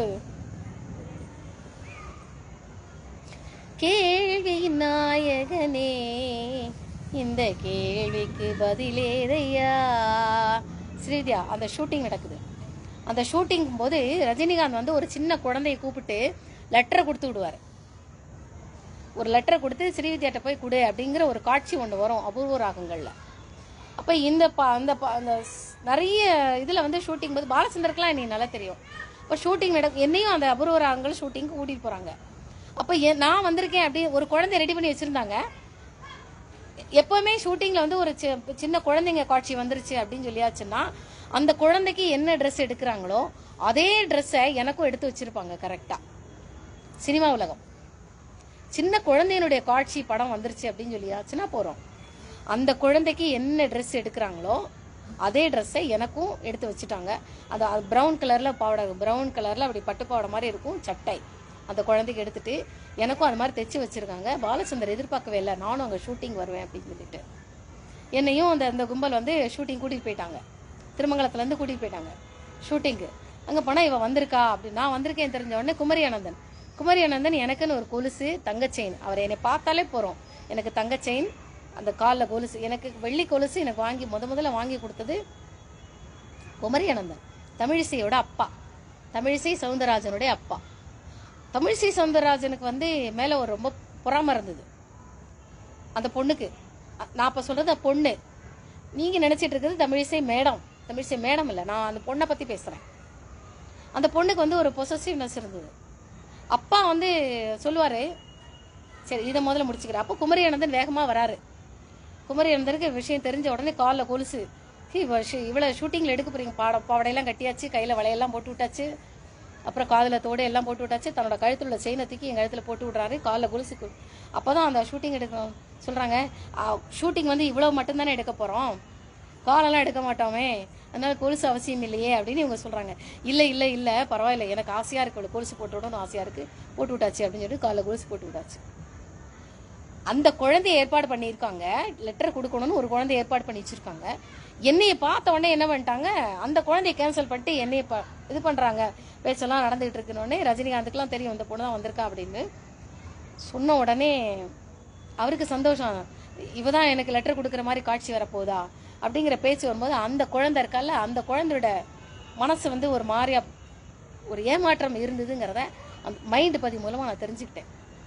லெட்டரை வாங்கியாச்சு, எல்லாம் ரெடி பண்ணியாச்சு, அங்கே ரஜினி நின்றுட்டு இருப்பார், நீ போய் கொடுக்கணும் அப்படின்னு. நான் வரதுக்கு முன்னாடி அந்த பொண்ணை ப்ராக்டிஸ் பண்ணி வச்சாச்சு. நான் வந்ததுக்கப்புறம் எனக்கு ப்ராக்டிஸ் கொடுக்குறாங்க, அந்த அங்கே நிற்பாரு, நீ போய் லெட்டர் கொடுக்கணும்னு. அவருக்கு ஏகப்பட்ட சந்தோஷம், நான் தான் லெட்டர் கொடுக்க போகிறேன். அப்போது ஷூட்டிங் எடுக்கணுன்னே நான் நேராக போனேன், அந்த கடிதத்தை வாங்கிட்டு அந்த பொண்ணு கையில் கொடுத்துட்டு நீ போய் கொடு அப்படின்னு. இது அந்த பொண்ணு எதிர்பார்க்கவே இல்லை. அங்கே கேமரா ஓடிக்கிட்டு இருக்கு, டக்குன்னு நான் என்ன பண்ணேன், நான் போய் அந்த பொண்ணுக்கிட்ட கொடுத்தேன். அந்த பொண்ணு நின்றுக்கிட்டு இருக்கு, அந்த பொண்ணுகிட்ட கொடுத்தோன்னே அந்த பொண்ணு போய் இல்லை ரஜினிகாந்த் வந்து இவட்ட கொடுப்பாங்க, யார்கிட்ட, அந்த குழந்தைகிட்ட லெட்டர் கொடுப்பாங்க. அந்த லெட்டரை வந்து ஸ்ரீவித்யாட்ட போய் கொடுக்கணும். நான் என்ன பண்ணேன், என்கிட்ட கொடுக்கணும் அப்படின்னு சொன்ன அந்த லெட்டரை நான் நேராக என்ன செஞ்சுட்டேன், அந்த பொண்ணுக்கிட்ட கொடுத்துட்டு நீ ரஜினிகிட்ட கொடுத்துட்டு அவர் உனக்கு கொடுக்குற மாதிரி நீ வாங்க அப்படின்னு சொல்லிட்டு ரஜினிகாந்த்கிட்ட நான் சொல்கிறேன், அவகிட்ட கொடுங்க அப்படின்னு. அந்த குழந்தை ஆசையாக பார்த்துக்கிட்டு இருக்கு, அந்த குழந்தைய ஏமாற்ற வேண்டாம் அப்படின்னு. அங்கேயும் நான் அது மட்டும் இல்லை, நான் வந்து திரைக்கு உள்ளே வர விரும்பலை அப்படின்னு, திரை உலகத்துக்குள்ளே நான் வர விரும்பலை, நான் என்றைக்குமே மறைமுகமாகவே இருக்கிறேன். இந்த சம்பவம் நடந்தது குழம்பிக்கிட்டே இருக்குது, மாற்றி சொல்லிட்டு இருப்பேன். ஆனால் இந்த சம்பவத்தை கிளியராக யார் சொல்லுவார, ரஜினிகாந்த் சொல்லுவார். அதனால் அங்கே போய் கேட்டிங்கன்னா அங்கே அவர் சொல்ல நாங்கள் கேட்சப் பண்ணிட்டு தெளிவாக இங்கே சொல்லிடுறேன். ரஜினிகாந்தை கேளுங்க, இந்த சம்பவம் நடந்தது. அந்த பொண்ணுக்கு ஏகப்பட்ட சந்தோஷம், நம்மகிட்ட தான் கொடுக்க போகிறாங்க அப்படின்னு. அப்போ அந்த லெட்டரை வந்து ரஜினிகாந்த் அந்த குழந்தைகிட்ட கொடுங்க, அந்த குழந்தை வேகமாக போய் ஸ்ரீவித்யாட்ட கொடுக்குற மாதிரி ஒரு காட்சி, ஸ்ரீவித்யாட்ட கொடுக்குற மாதிரி ஒரு காட்சி. இந்த காட்சியை அந்த குழந்தைய ஏற்பாடு பண்ணியிருந்தாங்க. ஆனால் என்கிட்ட சொன்ன உடனே என்னைக்கிட்ட மாற்றிட்டாங்க. அப்படி பண்ணக்கூடாது, அந்த குழந்தைய ஏற்பாடு பண்ணிங்கன்னா அந்த குழந்தைய ஏமாத்த, அந்த குழந்தைய அப்படி பண்ணோம். அந்த குழந்தை தான் போய் கொடுத்து. இந்த சம்பவம் நடந்து உண்மையா இல்லையான்னு ரஜினிகாந்த் கிட்ட கேட்கலாம். அடுத்தது இந்த பாட்டு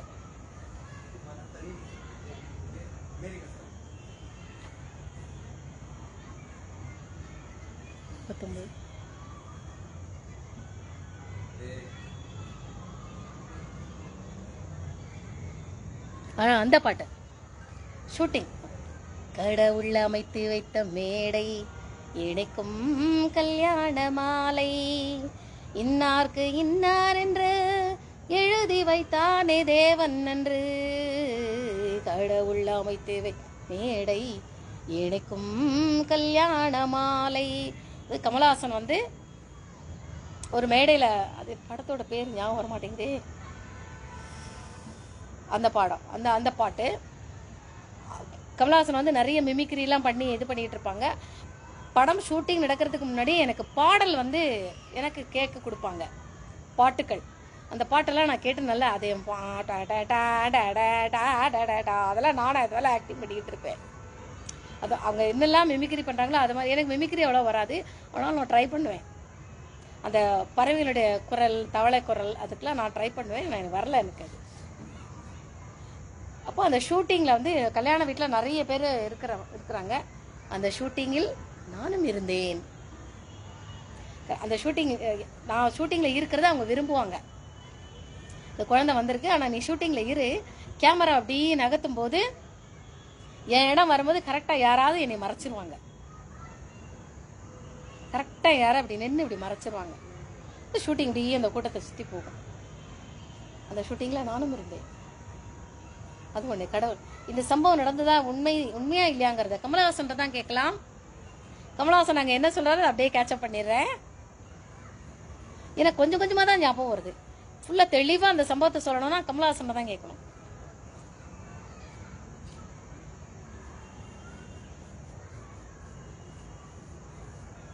அடுத்தது ஆளான நாளா ஒன்ன நினைச்சே, அது ஒரு பாட்டு. விஜயகாந்தும் வாடி வாடி, இந்த பாட்டு. மறந்து போதே.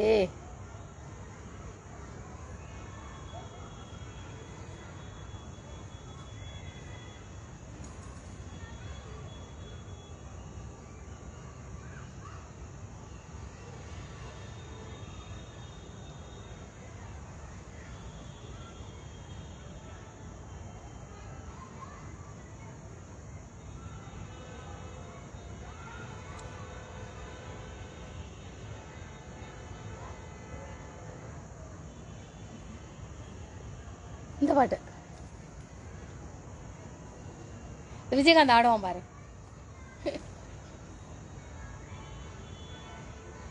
இந்த பாட்டு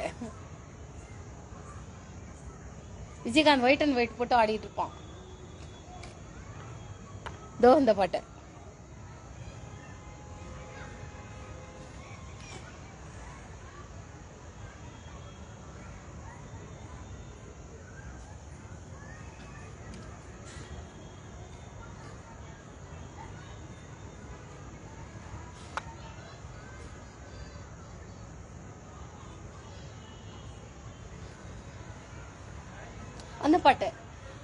அந்த பாட்டை ஷூட்டிங் போது விஜயகாந்த் என்னை கூட்டிட்டு போயிட்டான். வா ஷூட்டிங் இருக்கு போலாம் அப்படின்னு சொல்லிட்டு. அப்போ நிழல்கள் ரவி வந்து, நிழல்கள் ரவிக்கும் நான் தான் திருப்புமுனை. அப்போ டான்ஸ் போடணும் அப்படின்னு சொல்லும்போது, இந்த பாட்டுக்கு நீ எப்படி டான்ஸ் போடுவ அப்படின்னு கேட்குறாங்க. அப்போ இப்படி இந்த ஆட தெரியாதவன் இப்படி ரொம்ப குஷியோட ஆடினா எப்படி இருக்கும், ஸ்டெப்பு அந்த மாதிரி போடு அப்படின்னு. ஏன்னா இந்த பாட்டினுடைய ராகத்தினுடைய அமைப்பு, ஒரு அஜிபிச்சுகள் வந்து கற்பனையில் ஒரு கதாநாயகி கூட சேர்ந்து கற்பனையில் ஆடினா எப்படி இருக்கும், ரொம்ப ஓவர் எக்ஸாக்டிங்கில் ஆடுவாங்கள்ல, அந்த மாதிரி இருக்கணும். ஸ்டெப்பு வந்து அப்படி இருக்கணும். சாதாரணமாக தான் ஆடிட்டு இருந்தாங்க, இப்படி இருக்கணுங்கிறத நான் மாற்றினேன். இப்படி ஓவர் ஆட மாதிரி இப்படி மாற்றினேன். அதே மாதிரி விஜயகாந்த் பண்ணான். நிழல்கள் ரவிக்கும் அந்த அந்த ஸ்டெப்ஸ் சொல்லி கொடுத்து பண்ணான். ஒரு சில இந்த காதல் காட்சிகள்லாம் அவங்களா மாற்றி அமைச்சுக்கிட்டாங்க. அப்போ அந்த ஷூட்டிங்கில் நான் இருந்தேன். நிழல்கள் ரவி கிட்டே என்னை கேட்கலாம், என்னை தெரியுமான்னு. அப்புறம் இந்த பாட்டு நான் சொல்லியிருந்தேன்ல,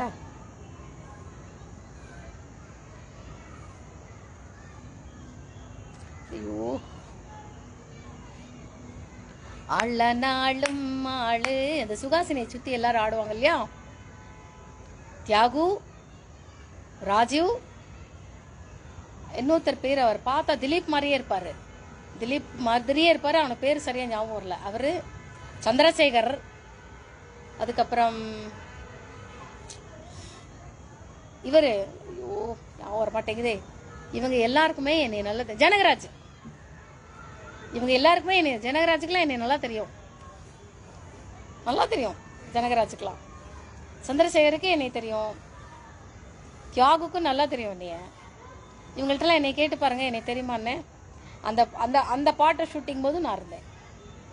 அள்ள நாளும் ஆளு இவ அழுத்தமான ஆளு மிச்சம் விவரம் வேணும் முன்னா மச்சான போய் கேளு கேளு டண்ட டக்குன்னு டண்ட டக்குன்னு இதெல்லாம் ஷூட்டிங்கில் இருந்தேன், கேட்டு பார்க்கலாம். அது அப்புறம் நல்லவன் நல்லவன் படத்தில் இது பாட்டு மறந்து போதே, இப்படி மறக்கக்கூடாது. சை, எப்படி ஒரு மறதியா, ஐயோ.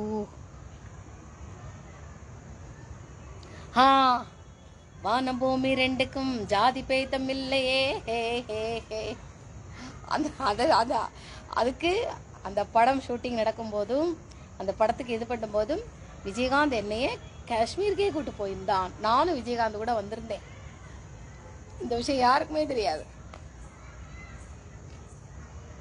காஷ்மீரம் வந்தேனே, அது விஜயகாந்த் என்னையே ஷூட்டிங் கூட்டிட்டு போயிருந்தான். விஜயகாந்த் கூட நான் சுத்தாத இடம் கிடையாது. எவ்வளவு முத்தங்கள் எனக்கு கொடுத்துருக்கான் தெரியுமா? பிரேமலதாக்கு ஒண்ணுமே கிடைக்கல. ஊரெல்லாம் சுத்தினா உள்ள துட்டு காசு பணம் பங்களா இதுதான் அவன் அனுபவிச்சா. ஆனா அவனுடைய அன்பு, அவன் முழுக்க முழுக்க என்னையே தான் அது பண்ணான். இந்தியா ஃபுல்லா அவன் என்ன சுத்தி காமிச்சான். நேபாள் கூட்டிட்டு போயிருந்தான். நேபாளத்துக்கு கூட்டிட்டு போயிருந்தப்பதான், நானும் விஜயகாந்தும் நேபாளம் போயிருந்தப்பதான் நிறைய இடங்களை சுத்தி பார்க்கும்போது தான் ஒரு ஸ்டோரி, அந்த எனக்குள்ள ஒருவன் ஸ்டோரி, எனக்குள்ள ஒரு ஏதோ ஒரு விஷயத்தை பார்த்துட்டு இப்படி இப்படி நடந்தது அப்படிங்கறத சொல்றேன். அதாவது என்னை யாரெல்லாம் சந்திக்கிறாங்களோ அவங்க வந்து பேசிக்குவாங்க, என்ன பேசினா என்ன சொன்னா அதெல்லாம் கேட்கும்போது தான் அந்த கதைகளை பத்தி நான் விஜயகாந்த்கிட்ட சொல்லியிருந்தேன். அந்த எனக்குள்ள ஒருவன் படம், அந்த கதை பத்தி சொல்லும்போது அந்த படமா எடுக்கிறாங்க. எனக்குள்ள ஒருவன் கதை, அந்த படம் வர்றதுக்கு முன்னாடியே அந்த கதைகளை பத்தி நான் அவன்கிட்ட சொல்லிட்டு இருந்தேன். தீர்கொண்டு சென்றவன் யார் என்று சொல்லடி தோழி, எந்த தோழி, காணவில்லை தலைவனை காயவில்லை தலையன், தேட வேண்டும் எந்த ஜீவனை. ஸ்ரீபிரியா அருமை ஆடியிருப்பாங்க. ஸ்ரீபிரியா, தீர்கொண்டு சென்றவன் யார் என்று சொல்லடி தோழி, எந்த தோழி, காணவில்லை தலைவனை காயவில்லை தலையணை, தேட வேண்டும் எந்த ஜீவனை. ஸ்ரீபிரியா அவ்வளோ அருமையாக ஆடியிருப்பாங்க. ஆனால் நேபாளுக்கெலாம் என்ன கூட்டிகிட்டு போயிருக்கான் விஜயகாந்த் கூட நான் சுற்றிருக்கேன். இவ்வளவு ஞாபகம் வருது. ஞாபகம் வர்றது கொஞ்சம் கொஞ்சமாக தான் ஞாபகம் வருது, மொத்தமாக ஞாபகம் வராது. அதுலேயும் மாற்றி மாற்றி சொல்லிக்கிட்டு இருப்பேன். சில விஷயங்கள் வந்து எனக்கு குழப்பிக்கிட்டு இருக்கும். அது தெளிவு ரஜினிகாந்த் தான் சொல்லணும், கமலஹாசன் சொல்லணும், ஏகல் ரவி சொல்லணும், கவுண்டமணி சொல்லணும், யாரெல்லாம் உயிரோடு இருக்காங்களோ அவங்களாம் சொல்லணும். அப்புறம் இன்னொரு விஷயம் காட்டுது. நான் லலித் கட்டால இருக்கும்பொழுது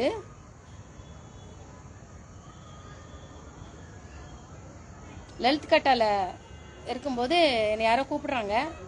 என்ன அப்படின்னு, உங்களை சேரு கடையில் கூப்பிட்டு விட்டாங்க. ஆண்டி உன்னை சேரு கடை சேரு கா துக்கான் மே ஆப்கோ புலாயா தா அப்படின்னாங்க. சரி வரேன் அப்படின்னு சொல்லிட்டு ருக்கோமே ஆத்திவோம் அப்படி சொல்லிட்டு படியை விட்டு இறங்கி இப்படி நடந்து நடந்து இப்படி போய்கிட்டு இருக்கேன். அந்த எங்கள் கேட்டை அப்படி தாண்டின உடனே ரஞ்சித் ஏற்ற மாதிரி நிற்கிறான். ரஞ்சித், கேபிள்காரன் ரஞ்சித். ஆண்டி ஆண்டி என்ன அப்படின்னு, அப்போ பூல் ஜனுக்கு அதை தேய்க்கா அப்படின்னா, அதான் உனக்கு மறதி உண்டா உனக்கு அப்படி. அப்படின்ட்டேன். அப்போ ஏதோனோ தேக்கோ அப்படின்னு அவன் சொல்றான். இப்படி பார்க்குறேன், ரெண்டு பேரும் இப்படி பார்க்குறேன்.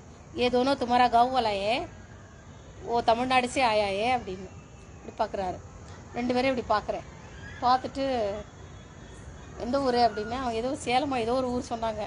ஓ மெரகாவும் மெரகாவும் தக்ஷின் காசி எல்லோக்கு நை ஜாந்தாயா அப்படின்ட்டு நான் போயிட்டேன். நேராக கடைக்கு போயிட்டேன். கடைக்கு போயிட்டு வரும்பொழுது மறுபடியும் அந்த ரெண்டு பேரும் நிற்கிறாங்க.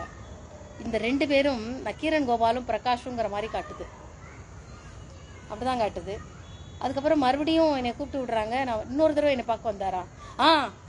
கடையிலேருந்து இப்படி வரும்போது ரஞ்சித் வந்து என்னை கூப்பிடுறான். அப்படி பார்க்கும்போது இவர் நக்கீரன் கோபால் இருக்கார்ல, இப்படி வந்துட்டு என்னை இப்படி இடிச்சுட்டு இப்படி போறாரு. வேணும்னே இப்படி சாரி சாரி சாரி அப்படின்னு போறாரு, கை இப்படி பிடிச்சிட்டு. பிடிச்சிட்டு இந்த நபருக்கும் நமக்கும் என்ன சம்பந்தம் அப்படின்னு தலையை விரன்னு சுத்திருச்சு. தலையை சுத்திருச்சு. எனக்கு வேணும்னே இடிக்கிறாரு. யார்? நக்கீரன். அதாவது இடிக்கிறது என்ன, பொறுக்கித்தனத்துல இடிக்கல, எனக்கு என்னை ஞாபகப்படுத்துறதுக்காக சொல்லிட்டு சாரி அப்படிங்கிறாரு. வேணும்னே சாரி அப்படிங்கிறாரு. இது வந்து நக்கீரன் கோபால்கிட்ட கேட்கலாம் இந்த சம்பவம் உண்மையான என்னன்னு. அதுக்கப்புறம் என்னை மறுபடியும் கூப்பிட்டு விடுறாங்க. நான் ரஞ்சித்தோட ஆஃபீஸ்க்குள்ளே போகிறேன். போனோடனே கேவா புலாயா அப்படின்னு, நான் உனக்கு ஏதாவது கேபிள் பணம் கொடுக்காம இருக்கேன், நான் இப்போ என்னைக்கு என்னை கூப்பிட்டு விட்ருக்கேன், வைஃபைலேருந்து எல்லாம் கொடுத்துருக்கேன், நான் அப்புறம் எனக்கு கூப்பிட்டு விட்றேன் அப்படின்னு. நைனே ஐசே மேனே புலாயாத்தா அப்படின்னு சொல்லி பேச்சு கொடுத்துட்டு இருக்கான். உனக்கு உன் தம்பிகிட்டேருந்து மாதம் பணம்லாம் கரெக்டாக வருதா அப்படிங்கிறான். வருது, கரெக்டாக வருதே அப்படின்னு. வருதோ வரலையோ நான் மேனேஜ் பண்ணிக்கிட்டு இருக்கேன். எனக்கு அடுத்தவங்களை பற்றிலாம் கவலை இல்லை, யார் எவ்வளோ சாப்பிட்றாங்கிறதான் கவலை. எனக்கு என் பொண்ணுக்கும் சாப்பிட கிடைக்குதா, துணிமணி கிடைக்குதா, தங்க இடம் கிடைக்குதா, நான் அவ்வளோதான் நிறைஞ்ச மனசோட தான் நான் வாழ்ந்துட்டு இருக்கேன்னு இப்படி பேசிகிட்டு இருக்கிறேன். அங்கே 2 நபர் உட்காந்துட்டு இருக்கிறாங்க. அப்புறம் ரஞ்சித் சொல்கிறான், நீ இங்கே இரு, நான் அந்த வந்துடுறேன் அப்படின்ட்டு போகிறான். அப்படி நாங்கள் நிற்கிறேன். என்னை பார்த்தோன்னே நக்கீரன் கோபால் அப்படி எங்கெங்கே அழறாரு. அவர் அழறாரு, பிரகாஷ் அழறாரு. அப்புறம் கையில் உள்ள காசு அப்படி கீழே போடுற மாதிரி இப்படி எடுக்கிறாரு. என்னோட காலடியிலேருந்து காசு எடுக்கிறாங்க, வேணும்னே போடுற மாதிரி போட்டு எடுக்கிறாங்க. பார்த்துட்டு அக்யூ ரோரே அப்படிங்கிறேன். ஒன்றும் இல்லை. அப்புறம் அந்த காசை எடுத்து நான் பிரகாஷுக்கு ஆசீர்வாதம் பண்ணி கொடுக்குறேன். என்ன சொல்லி கொடு, எனக்கு எப்போவுமே யாருக்காவது காசு கொடுக்கும்போது ஆசீர்வாதம் பண்ணி கொடுக்கறது எனக்கு வழக்கம் அப்படின்னு சொல்லி நானும் அந்த காசை எடுக்கிறேன். கீழே இந்த காசை எடுத்து ஆசீர்வாதம் பண்ணுறேன். இப்படி பார்த்தா நக்கீரன் கோபால் என்னை பார்த்துட்டு அழறாரு, மூஞ்சி அப்படி திருப்பிக்கிறாரு. ஏக்யூ ரோரே அப்படின்னு எனக்கு ஞாபகமே இல்லை எனக்கு. ஆனால் நடந்தது என்னன்னு பார்க்கும்போது தான் இந்த விஷயங்கள் காட்டுது. இது உண்மையா இல்லை, எனக்கு கனகனோ கண்டேனா என்னன்னு நக்கீரன் கோபாலும் பிரகாஷும் தான் சொல்லணும். ஒருவேளை கனவா இருந்தா சரி, படத்தை ஓட்டிட்டு போவோம். நிஜமா இருந்தா அவங்க உண்மையும் சொல்லட்டும். அப்ப நடந்தது என்னன்னு பார்க்கக்கூடிய அறிவு இருக்குன்னு அர்த்தம். இல்லை அப்படின்னா, இந்த சம்பவம் நடக்கல, அவங்க என்னைய பார்க்க வரல அப்படின்னா சரி, எனக்குள்ள ஏதோ பிரச்சனை இருக்கு, கனவுண்டதெல்லாம் இங்க வந்து சொல்லிட்டு இருக்கேன்னு அர்த்தம். எய்தர் திஸ் ஆர் திஸ் கேட்கலாம். ஓகே, இவ்வளோ 1 மணி நேரம் இன்னும் நிறைய இருக்கு, சொல்றதுக்கெல்லாம் நேரம் இல்லை. அடுத்த பதிவில் பார்க்கலாம். 1 மணி நேரம் ஆயிடுது. நக்கீரன் கோபால், நான் இருக்கேன் டீச்சர்லாம், உனக்கு நான் இருக்கேன். ஹாய்.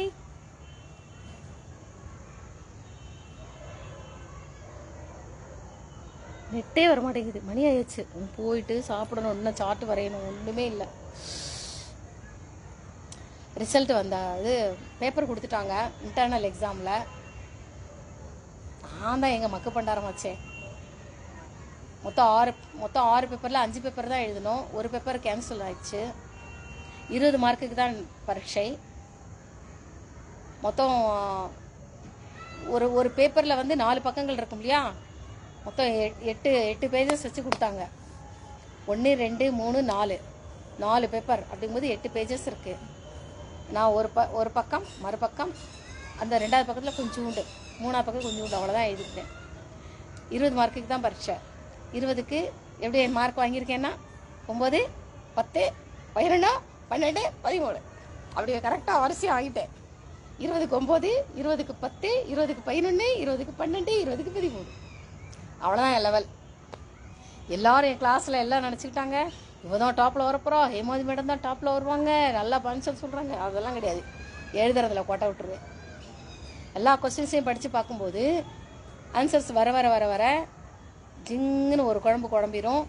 அப்புறம் யோசிச்சு இந்த கேள்விக்கு உண்டான இடை எழுதும்போது அடுத்த கேள்விக்கு உண்டான விடை ஞாபகத்துக்கு வரும். எல்லாத்தையும் போட்டு கிச்சடி பண்ணி வச்சிருவேன். ஸ்லோவாக எழுதுவேன். யோசிச்சு எழுதுறதுலேயே எல்லாம் போயிடும். எழுதுறதுல கோட்டை விட்டுருவேன். நான் சொல்லிட்டேன் சார்ட்ட, சார் நான் ரைட்டிங்லாம் என்கிட்ட எதிர்பார்க்காதீங்க, பாஸ் மார்க்குக்கு எழுதிடுவேன், ஓகம்லாம் எழுத மாட்டேன். ஏன்னா இப்படி ஒரு வீக்னஸ் என்கிட்ட இருக்குது. எப்படியோ தக்கி மக்கி பாஸ் பண்ணிட்டேன். ஆனால் ஒன்று, இந்த மார்க் எடுக்கிறான் பார்த்தீங்களா, அம்புட்டு மார்க் எடுக்கிறான். மார்க்கை வச்சுட்டு யாரையும் திறமைகளை எடை போடாதீங்க. இதை பற்றி அடுத்த வீடியோவில் போடுவேன்.